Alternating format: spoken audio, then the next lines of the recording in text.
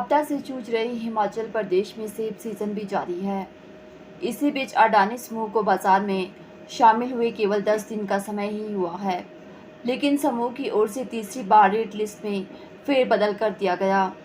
शनिवार को नए दाम जारी करते हुए अडानी समूह के एक श्रेणी के सेब में 5 रुपये की बढ़ोतरी की गई और दूसरी श्रेणी में 3 रुपये की कटौती कर दी गई। नए दाम सामने आने के बाद लार्ज, मीडियम और स्मॉल श्रेणी में 5 रुपये बढ़ाकर दाम 105 से 110 रुपये प्रति किलो पहुंच गए। हालांकि इससे पहले इस श्रेणी के लिए 95 रुपये दाम तय किया गया था, जबकि अंडर साइज सेब के दाम घटाकर 22 से 25 रुपये प्रति किलो कर दिए गए।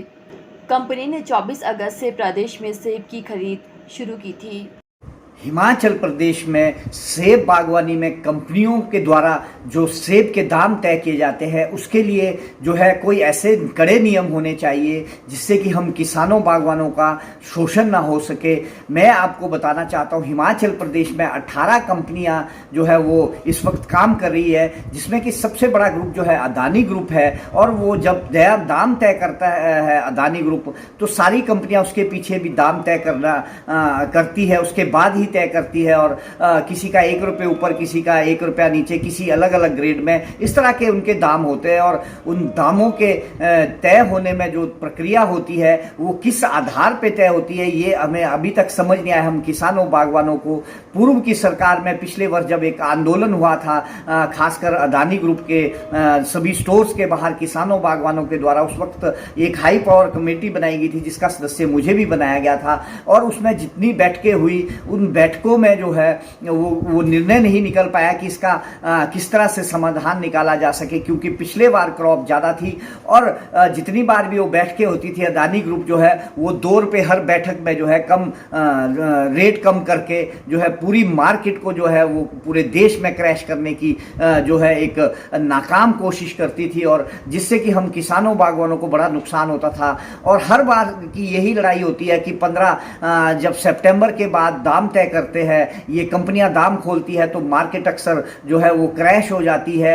ये पिछला बहुत बड़ा एक्सपीरियंस सब हमेशा का रहा। इस बार तो कंपनी ने लगभग 10 से 15 दिन रेट जो है अडानी ने रेट तय किए, लेकिन जब मार्केट में रेट 160-65 रुपये या 150 रुपये किलो हिमाचल प्रदेश में सेब बिक रहा था, उस वक्त जो है अडानी ग्रुप ने 20 रुपये से लेकर 95 रुपये का दाम तय किया। खासकर इतने कम सेब होने के बावजूद, जब बागवानों को ये उम्मीद थी 130-40 रुपये के करीब जो है ये कंपनियां अपना दाम तय करेगी, लेकिन इतने कम दाम तय करने पर जो है फिर उसके बाद किसानों बागवानों ने एक निर्णय लिया हिमाचल प्रदेश में इनके बाइकआउट करने का, और उसका असर भी हुआ। और जो है नामात्र का जो है सेब वो इन कंपनियों को गया, और फिर कंपनियों को मजबूरन जो है 10 रुपये और बढ़ाने पड़े, 105 रुपये पे आए। लेकिन पिछले 2 दिन पहले भी जो है फिर 5 रुपये और बढ़ाए गए 110 रुपये में, यानी 25 रुपये से 110 रुपये तक इस कंपनी का दाम, इनका दाम खुला है। लेकिन बागवानों ने जो है अभी भी संयम बनाया हुआ है, बहुत कम मात्रा में सेब इन कंपनियों को दिया जा रहा है। मेरा मानना ये है कि जो ये कंपनियां हैं इनके लिए कोई ना कोई ऐसा नियम होना चाहिए, और है भी। भारत सरकार का एक नियम है जिसका कंपटीशन कमीशन एक जो है ऑफ इंडिया है, जिसमें कि कंपटीशन एक्ट 2002 है, उसके माध्यम से इनके ऊपर कंट्रोल किया जा सकता है।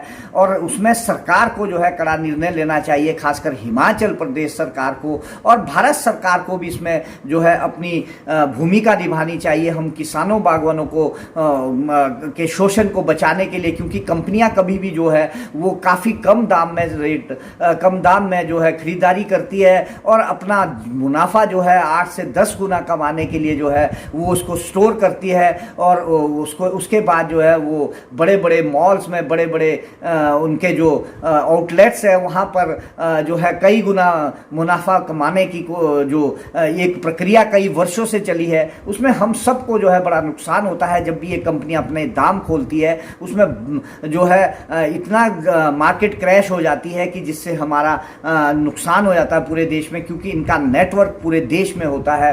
बेशक ये माल जो है 8 से 10% हिमाचल की प्रोडक्शन का खरीदते हैं, लेकिन नुकसान जो है पूरे की पूरी मार्केट को करते हैं। इसलिए मेरा मानना यह है कि इसके लिए जो है ऐसा कानून होना चाहिए, सख्त कानून होना चाहिए, एक कमेटी होनी चाहिए सरकार के माध्यम से जिसमें सरकारी अधिकारी हो, विभाग के अधिकारी हो, बागवान प्रतिनिधि हो, जैसे एक्सपर्ट्स हो, पहले भी जिस तरह से रहा मार्केटिंग बोर्ड के लोग हो, और ये नियम तय किए जाए ताकि आने वाले समय में, इस बार तो कम क्रॉप है, आने वाले समय में जब हैवी क्रॉप होगी तो किसानों बागवानों को मजबूरी होती है कि उनको इन कंपनियों के चुंगल में फिर भी फंसना ही पड़ता है।